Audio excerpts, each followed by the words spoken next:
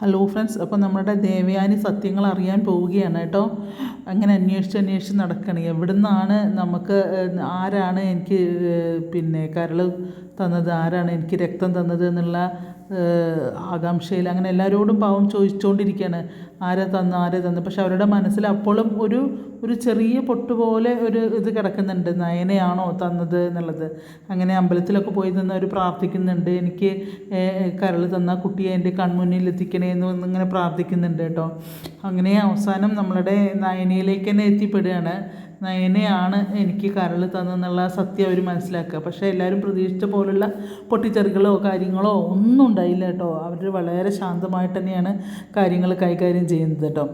അങ്ങനെ അവളെ തേടി വരികയാണ്, നമ്മുടെ നയനയെ തേടി വരികയാണ് ദേവയാനി. അപ്പോൾ കാരണം മനസ്സിലായി, ഇത്രയും ദ്രോഹങ്ങൾ ചെയ്തിട്ട് കഴിഞ്ഞു പോയ കാര്യങ്ങളൊക്കെ അവർ ആലോചിക്കുന്നുണ്ട്. മരുമക്കൾ വീട്ടിൽ കയറി വന്ന സമയത്ത് അവരോട് എങ്ങനെയാണോ അവരൊക്കെ പെരുമാറിയത്, നവ്യയോടും നയനോടും എങ്ങനെയാണോ അവർ പെരുമാറിയത്, അതൊക്കെ അവരുടെ മനസ്സിൽ കൂടെ അങ്ങനെ കടന്നു പോയിക്കൊണ്ടേ ഇരിക്കുകയാണ് കേട്ടോ. അങ്ങനെ അവിടുന്ന് അതും കുറ്റബോധമായിട്ട് അവരുടെ മനസ്സിൽ ഇങ്ങനെ വന്ന് നിറയുകയാണ്. പിന്നെ ലാസ്റ്റ് അവർ തീരുമാനം എടുക്കുകയാണ്, ഇനി നയനെ അവിടെ നിർത്തിയാൽ പറ്റില്ല, വിളിച്ചുകൊണ്ട് വീട്ടിലേക്ക് തന്നെ വരണം. മോൻ്റെ ജീവിതമല്ലേ നശിച്ചു പോകുന്നത്. കാരണം ഇത്രയും നാളും അവളെ ദ്രോഹിച്ചിട്ടേ ഉള്ളൂ, അവരൊരിക്കലും അവളെ സ്നേഹിച്ചിട്ടില്ല.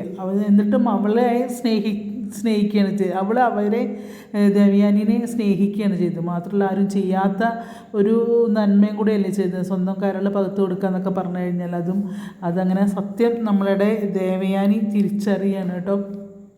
ദേവയാനി എന്നിട്ട് നയനേൻ്റെ അടുത്ത് ചെല്ലുന്നുണ്ട്. നയനെ ചെല്ലുമ്പോൾ നയനയും വീട്ടുകാരും എല്ലാവരും അതിശയിച്ച് പോവാണ്. കാരണം ഒരു മാനസാന്തരത്തിൽ കൂടെ വന്നിറക്കല്ലേ ദേവയാനി. അപ്പോൾ അവരൊക്കെ അതിശയിച്ച് പോകും. അപ്പോൾ മക്കളെ സ്നേഹിക്കുന്ന പോലെ മരുമകളെയും സ്നേഹിക്കണം എന്ന് എല്ലാവരും പറയുമായിരുന്നു. ഇപ്പോഴാണ് എനിക്കതിൻ്റെ സത്യാവസ്ഥ ബോധ്യമായത് എന്നൊക്കെ പറയുകയാണ്.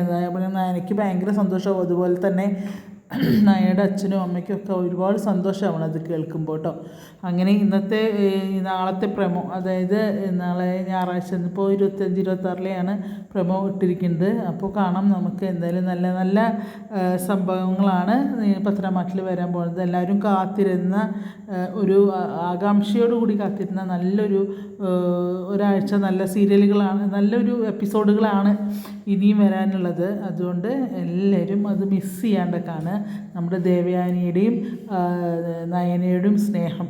അപ്പോൾ പിന്നെ അങ്ങനെ മാറ്റങ്ങൾ വരും, അബിക്കും ചേഞ്ചൊക്കെ ആവും എന്നൊക്കെ തോന്നുന്നു, നമുക്കറിയില്ല. എന്തായാലും ഇവർ തമ്മിലുള്ള ആ കോമ്പിനേഷൻ ഇനി വരാൻ പോകുന്നത് വളരെ നല്ലതായിരിക്കും. കാരണം നയനയുടെ കയ്യും പിടിച്ചിട്ടാണ് അവിടുന്ന് ഇറങ്ങിപ്പോരുന്നത് നമ്മളുടെ ദേവയാനി. ഓക്കെ.